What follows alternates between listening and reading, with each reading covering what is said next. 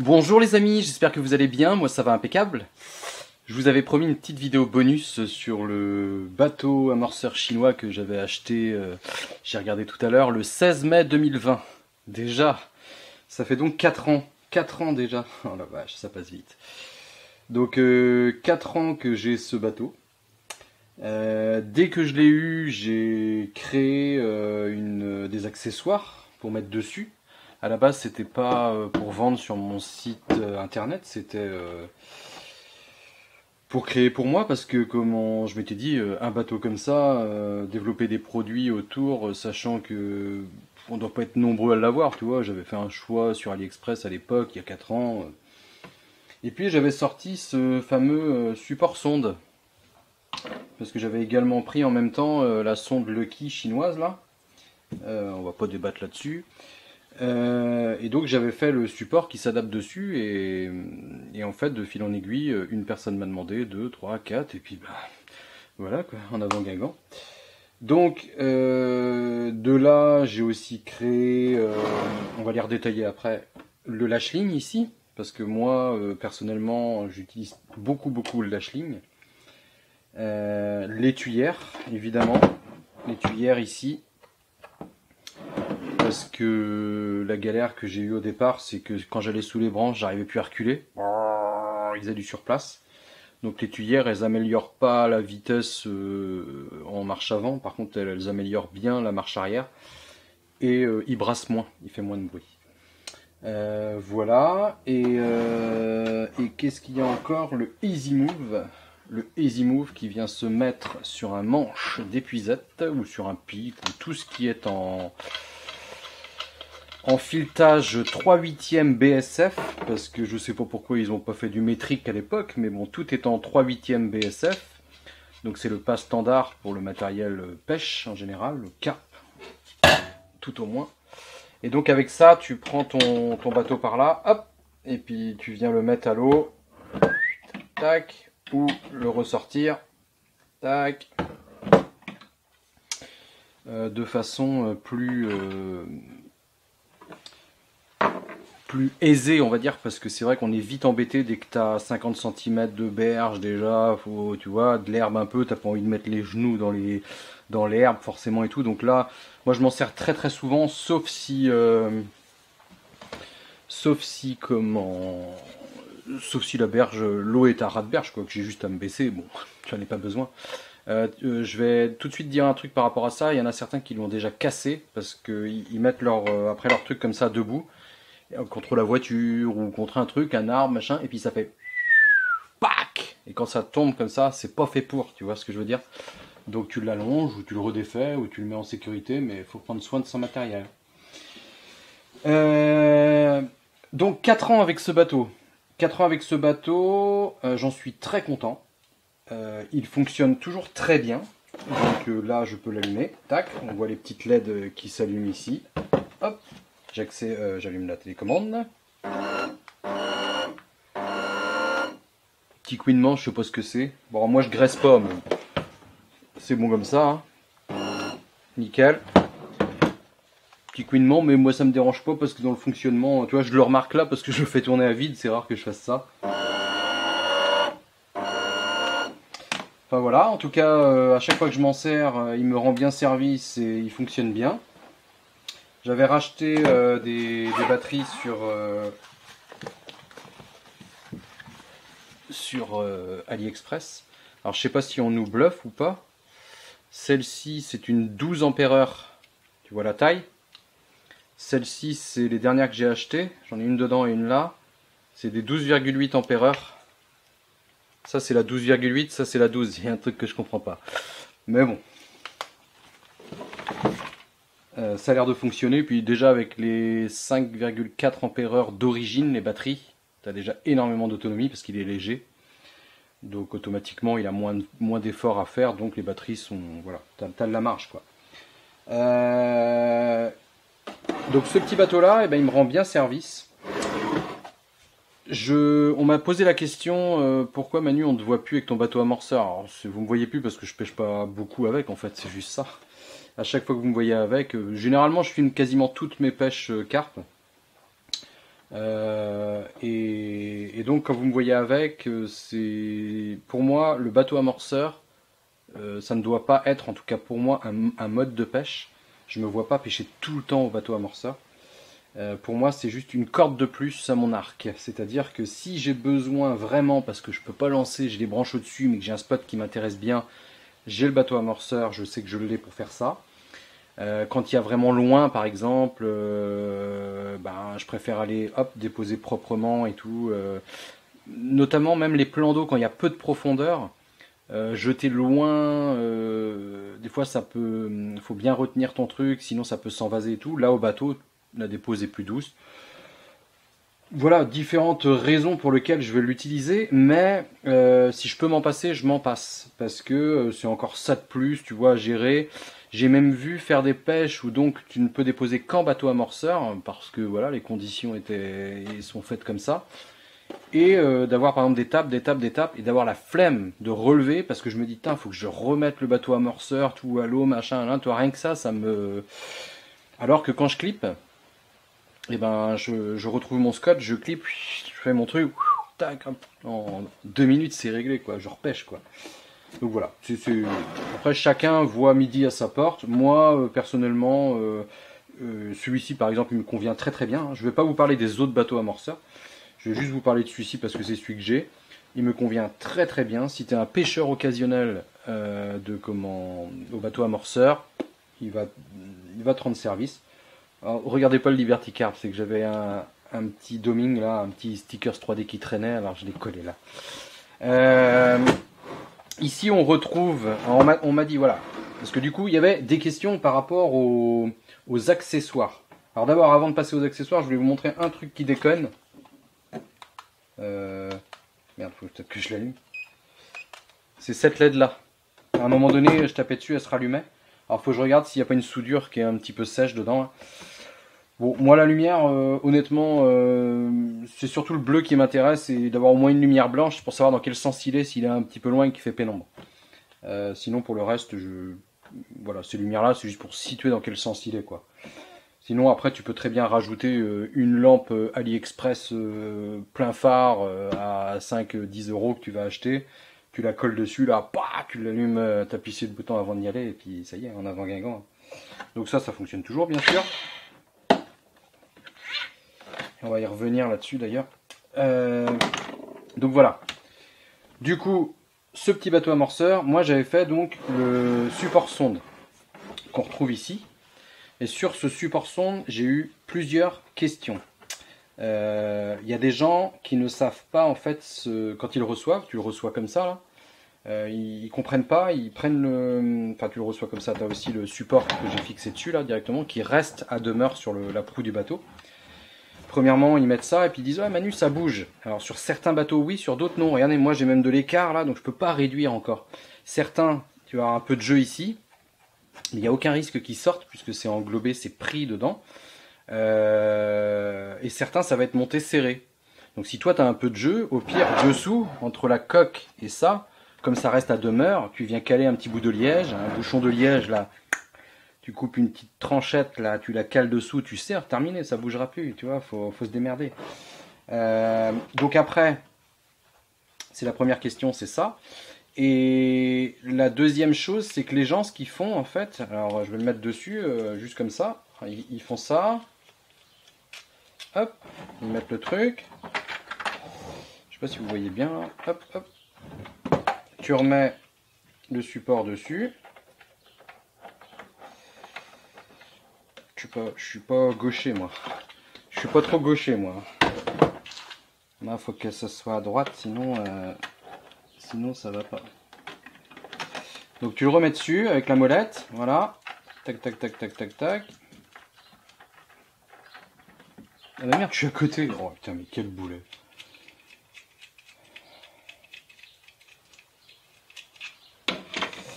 Donc tu le remets dessus. Voilà.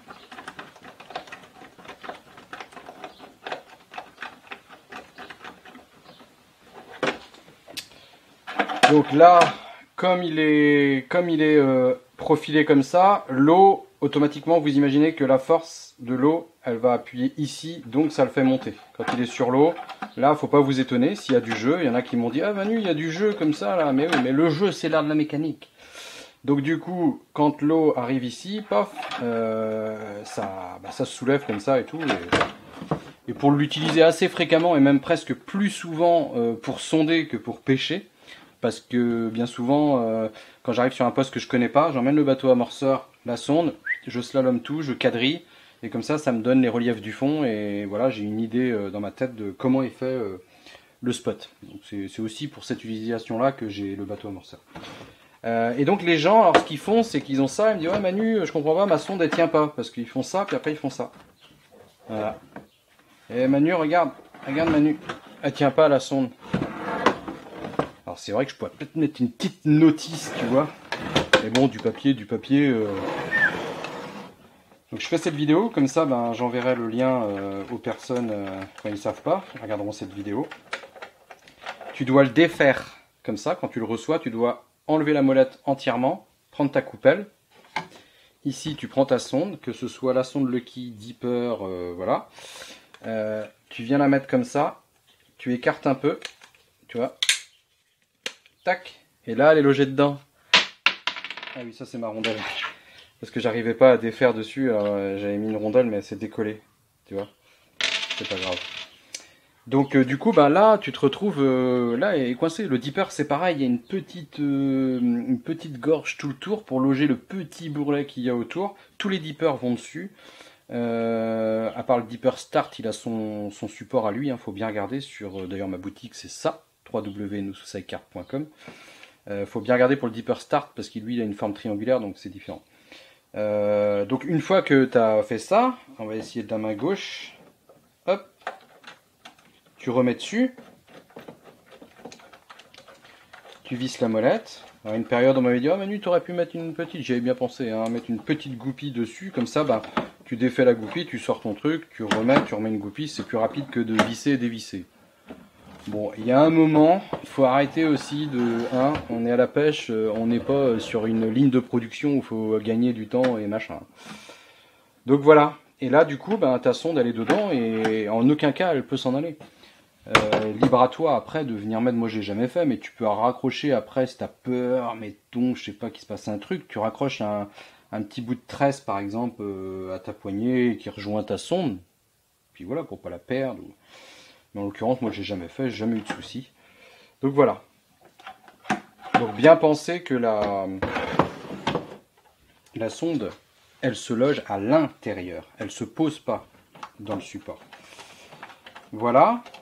Donc après, quand je m'en sers plus, bah, j'ai juste à desserrer la molette. Voilà, c'est quand même pas compliqué. Hop, je le remets comme ça, moi. Tac, tac. Ma sonde, elle reste tout le temps dedans, parce que bien que ce soit des sondes dédiées pour être lancées au lancer, comme ça, avec un lancer moulinet, je trouve ça tellement peu pratique que moi, je m'en sers pas de cette manière-là. Donc je fais ça, comme ça, et après, je le range ici, pour pas le casser. Je le mets dans la benne, comme ça. Voilà. Hop. Et après, comme j'ai ma petite sacoche où je mets des piles de rechange pour la télécommande, mes batteries de rechange pour le bateau, les petites hélices, enfin tout le nécessaire, la télécommande, tout. Moi, ce que je fais, c'est qu'après, je mets ça comme ça. Et hop, j'enferme ça dans mon sac. Et ce qui fait que s'il y a un appui là, eh ben, il est protégé mon support. Parce que le premier que je m'étais fabriqué, je l'ai pété comme ça. J'ai écrasé dans ma voiture, tu vois ben. J'ai fait mon bourrin. Donc, voici pour la sonde. Donc, vous étonnez pas, si vous trouvez qu'il y a un petit peu de jeu et tout, rendez-vous compte par vous-même que ça peut pas s'en aller comme ça, quoi, et que le jeu, c'est l'art de la mécanique. Pensez bien que la sonde, pour la mettre, il faut dévisser complètement la molette, mettre la sonde à l'intérieur de la coupelle, remettre la molette, et c'est reparti. Voilà. Le Easy Move, on en a parlé. Hop, hop, hop. Le lâche-ligne, alors moi j'aime beaucoup l'idée de déposer au lâche-ligne, et à l'époque j'en avais parlé dans une ancienne vidéo, mais les bateaux amorceurs avaient systématiquement des lâche-lignes, les premiers vrais bateaux amorceurs, on va dire, de firme et tout. Et s'ils avaient des lâche-lignes, c'était pas pour faire joli. Alors moi j'en fais ma propre interprétation, mais Avec un bateau comme ça qui a une benne, lorsque tu vas ouvrir, donc tu fais tout descendre en paquet. Moi je trouve que voilà, tu sais pas, ça va tomber comme un tas de merde dans le fond, comme un tas de... Pardon, j'ai promis que j'aurais fait attention à mon langage. Ça va tomber comme voilà, pas terrible dans le fond, et enfin pour moi, et cette idée-là me plaît pas. Moi je suis un pêcheur qui aime bien lancer, clipper notamment, et donc ce que j'aime bien dans le clip, ou même quand je lance, de freiner avant, c'est d'imaginer que quand mon plomb s'arrête, ma bouillette continue tout ce temps et ça tombe dans l'eau comme ça et ça, tu vois. Donc, jusqu'à être en contact avec le fond, et je me dis, avec le retour un petit peu vers toi comme ça, tac, tout est bien posé, enfin, j'ai besoin de ça dans ma tête. Donc du coup, le lâche-ligne, vous allez me dire ici, tu peux mettre ton truc, tu remets de la nourriture, tu poses par-dessus, oui. Après ça tombe comme ça tombe, quoi. Moi ce que je fais c'est que donc ça a été prévu pour mettre, d'ailleurs je vais vous prendre un... Non, j'ai pas de montage. Attendez, alors voilà, j'ai été chercher un hameçon et pas des moindres. C'est un hameçon à silure. Celui qui me dit qu'il le voit pas là, je le crois pas. Et ça va être bien pour l'exemple parce que en fait, moi j'ai fait une petite encoche ici là. Tu vois, et en fait c'est parce que ton hameçon, tu dois le passer là, fermer la petite targette et en fait ton hameçon il est comme ça. Voilà. Et pour éviter qu'il parte à droite ou à gauche, il reste bien centré grâce à ça. Donc le dos de l'hameçon est là-dedans. Faut pas mettre dans ce sens-là parce que tu te doutes bien qu'à un moment donné, ça va accrocher. Et idéalement, alors on va simuler que ça c'est la bouillette, le plomb.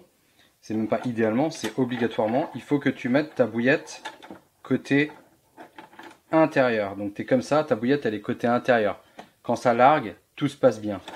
Si tu mets ta bouillette côté extérieur et qu'elle se retrouve donc là, mettons là, tac, quand tu vas ouvrir, ta bouillette va coincer ta benne. Et c'est possible même qu'elle écrase ta bouillette et que tu pêches à la goutte d'eau. Donc en fait, il faut toujours mettre tout à l'intérieur. Tout à l'intérieur, tu fermes, tu reviens. Le dos de l'hameçon ici. Bon là l'exemple est pas terrible parce que c'est vraiment du montage silure, mais comme ça et en avant guingant. Donc maintenant, là on va dire que c'est plus une bouillette mais bien un plomb. L'idée que je me fais moi d'une dépose propre, c'est que ce soit comme ça. Ton plomb doit être monté en fixe, non coulissant quoi. Donc lui il est dans l'eau. Alors la contrainte, moi je mets tout dedans lorsqu'il y a vraiment trop de merde sur l'eau ou des risques d'herbier, de machin et tout. Mais sinon, les 3/4 du temps, même 90% des cas, je mets mon plomb dans l'eau, mon truc là. Donc ce qui fait que mon bas de ligne est déjà tendu, le plomb dans l'eau, le plomb est sûr de partir en premier. Et lorsque on vient ouvrir, tac, donc la barre, je vous le fais au ralenti, tac, va lâcher le truc, ton plomb descend, et ton montage vient se suivre et se poser tranquillement. Et de cette manière-là, je mets même plus de chaussettes parce que je mets de la nourriture dedans. Et comme ça part vraiment juste derrière et puis que tu fais juste une descente sur quelques mètres de profondeur, je mets même plus de chaussettes. On peut la mettre, c'est un peu gênant avec la barre, mais j'arrive à le faire de temps en temps quand j'ai vraiment envie de le faire. Voilà. La question qu'on me pose par rapport à ce... Je vais donner aussi un avantage collatéral, c'était pas prévu au lâche-ligne. Mais avant, la question qu'on me pose, c'est Manu, j'ai reçu le lâche-ligne, mais j'ai pas la petite mousse. La petite mousse, j'ai arrêté de la mettre. Donc il y a la photo sur mon site, il faudrait que je refasse la photo, mais j'ai arrêté de la mettre parce qu'elle tient pas. Vous voyez, la mienne déjà elle s'est rebarrée, j'en avais remis une autre, elle s'est rebarrée, donc je dis ça sert à rien de mettre ça, ça s'en va. Et au final, je me suis rendu compte en fait que ça servait pas à grand chose. C'est violent, hein, je vous l'accorde. Mais en soi, avec de la nourriture dedans, déjà c'est moins violent, puisqu'il y a du poids. Les ressorts ont été plus ou moins, je pense, étudiés pour porter 1 kg, 1,5 kg. Donc il est beaucoup plus lent hein, quand tu as 1,5 kg. Quand tu bennes à vide, bah, ça fait du bruit. Et ce qui s'est passé sur ces bateaux-là, c'est que la benne avait tendance à fissurer à la longue de choquer comme ça. Et on se rend compte, parce que moi, si je regarde bien, on voit aucune fissure nulle part. Le fait que j'ai fabriqué ce lâche-ligne et que je l'ai mis moi dès le départ quasiment sur mon bateau, ça agit un petit peu comme une équerre, comme une jambe de force ici sur la partie, puisqu'il faut s'imaginer que c'est comme ça, comme ça, comme ça, comme une marche. Et donc avec le choc, ça vient fissurer la benne à ce niveau-là dessous. Sauf qu'avec le lâche-ligne, bah, finalement en fait, ça renforce cette zone-là. Et bah moi, aucun problème de fissure et tout ça, quoi. Donc voilà pour le lâche-ligne. Et on va finir par l'étuyère. Donc l'étuyère, on m'a aussi demandé, tiens Manu, je sais pas les mettre. C'est pas sorcier, hein. Tu défais tes deux vis que tu as là, les deux petites vis. Alors moi je vais vous le faire tout simplement parce que le mien il faut que je recolle. J'ai les deux pattes qui ont pété là. J'ai encore dû faire mon bourrin sans doute, mais ça tient. Donc la tuyère elle se présente comme ça, elle a trois petits tétons et elle a un rond ici. Et elle a une collerette dessus. Alors moi normalement la collerette elle va même jusqu'au bout, mais c'est parce que ça doit être mes premières que j'avais fabriquées, les prototypes. Donc du coup, tu viens desserrer les deux petites vis de chaque côté, t'as pas besoin de défaire les autres. C'est juste pour légèrement soulever ça, tu la glisses le rond comme ça là, côté ouverture de tuyère là. Hop, ça se loge là. Donc ça, une fois que c'est remis après, tu remets tes vis, on va y reposer. Et voilà, tu as les trois petites butées qui l'empêchent de reculer, enfin de s'enfoncer, et tu as le rond qui l'empêche de ressortir, plus le fait qu'il soit coincé. Peut-être que je recolle ça quand même, hein, avant d'avoir des misères. Donc voilà, pour les tuyères, il n'y a rien de plus simple, quoi. Et tu as donc la petite crête du haut là qui sert, elle, à justement quand on vient appuyer dessus, bah, que ça vienne renforcer encore la tuyère d'origine, enfin les grilles d'origine, puisque l'appui en fait va se transmettre sur la tuyère et sur la crête qu'on voit dessous. Une question qu'on risque de me poser, est-ce que je fais un entretien? Alors moi je fais pas d'entretien, je sais qu'il y a des gens, ça leur a porté préjudice, ils ont voulu graisser les joints qu'il y a ici là. C'est sûrement une très bonne idée, hein. Moi je le fais pas, je le laisse vivre mon bateau, on verra bien ce qui se passera. Vous pouvez mettre, si vous voulez, un petit peu de graisse au niveau des caoutchoucs là sur les axes de moteur. Bon. Mais ce qui se passe, c'est que on m'a déjà dit, il y a des hélices de rechange d'ailleurs, je vais vous montrer avec ça. On m'a déjà dit, ouais Manu, j'ai fait un entretien, j'ai graissé mes axes et tout, et maintenant mon bateau, qu'est-ce qui lui arrivait, il tourne en rond ou des trucs comme ça. Et oui, parce que si vous faites attention, on a une hélice droite et une hélice gauche. Donc il ne faut pas intervertir. Vous voyez, celle-ci, par exemple, elle va pousser quand elle tourne dans le sens des aiguilles d'une montre. Celle-ci, elle va pousser quand elle tourne, bah, si pour vous dans le sens des aiguilles d'une montre, là, on voit les pales, elles poussent l'eau là. Et l'autre, pour qu'elle pousse l'eau, c'est dans ce sens-là, donc le sens anti-horaire. Donc vous avez une là, une là. Et si vous les inversez, bah, votre bateau il va plus bien fonctionner. Voilà, donc ça c'est un petit détail qui a son importance. Si vous défaisez vos hélices, bah, remettez-les bien. Ou penchez-vous là-dessus si vous n'avez pas fait gaffe de dans quel sens elles étaient. Voilà. Après moi j'ai ma petite sacoche comme ça, donc j'ai les deux batteries dedans là, une autre là, j'ai l'écran de mon sondeur. Je ne développerai pas sur le sondeur, j'aime bien moi. La sonde Lucky, c'est sûrement moins détaillé que les dippers. Si aujourd'hui, avec tous les dippers qu'ils ont sortis, dans les premiers dippers, vous en avez à pas cher, vaut mieux prendre un dipper que ça, j'imagine, hein, au niveau précision et tout. Maintenant, ça coûte pas cher. Graphiquement, j'aime bien le fait d'avoir un écran aussi plutôt que ce soit sur le smartphone.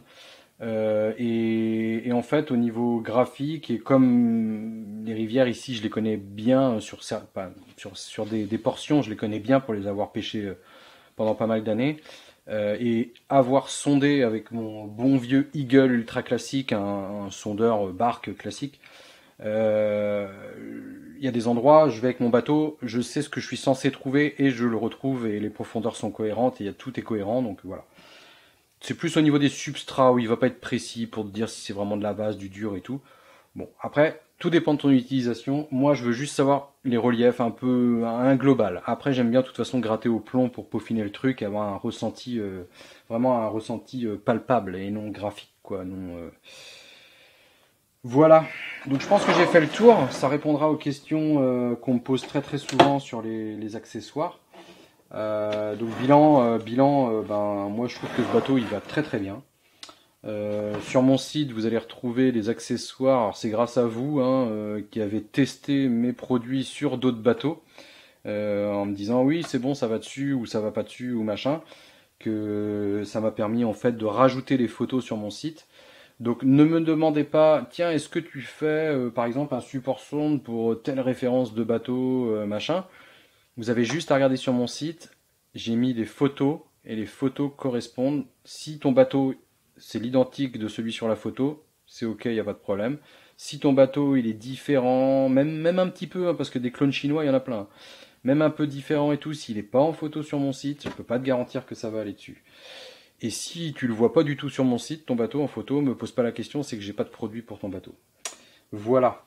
Je continuerai sûrement à développer des produits autour du bateau amorceur, mais aujourd'hui, c'est bête à dire, mais victime de mon succès, entre guillemets, et puis aussi parce que j'ai envie de plus pêcher, je vends beaucoup de produits et je souhaite faire plus de vidéos YouTube, faire un peu un transfert, comme je vous ai dit, être un peu plus à la pêche et un peu moins dans mon atelier. Donc, comme je passe beaucoup de temps, plus de temps à produire, eh ben, je peux pas créer, vous voyez, parce que de toute façon, si je crée et que ça marche, derrière, il va falloir que je produise. Donc, il y a un moment donné, je suis dans un dilemme.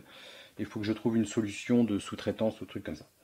Voilà, mais ça, c'est des détails qui me concernent. Donc, pour ce bateau-là, j'espère que ça aura un petit peu éclairé votre lanterne si vous aviez des questions. Donc, je vais le ranger, hein. Je vous montre. Donc, je mets ça là. Tac. Je range mon matériel ici. Tac. Le Easy Move. Hop. À l'intérieur. J'ai tout mon petit nécessaire. Je pose ça dessus comme ça.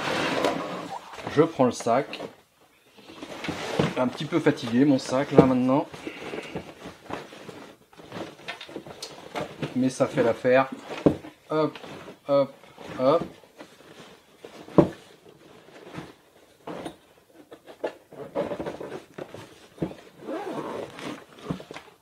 Et en avant, Guingamp. Voilà, voilà. Allez, voici pour cette petite vidéo bonus. Bon week-end et puis sûrement à mercredi. Bisous.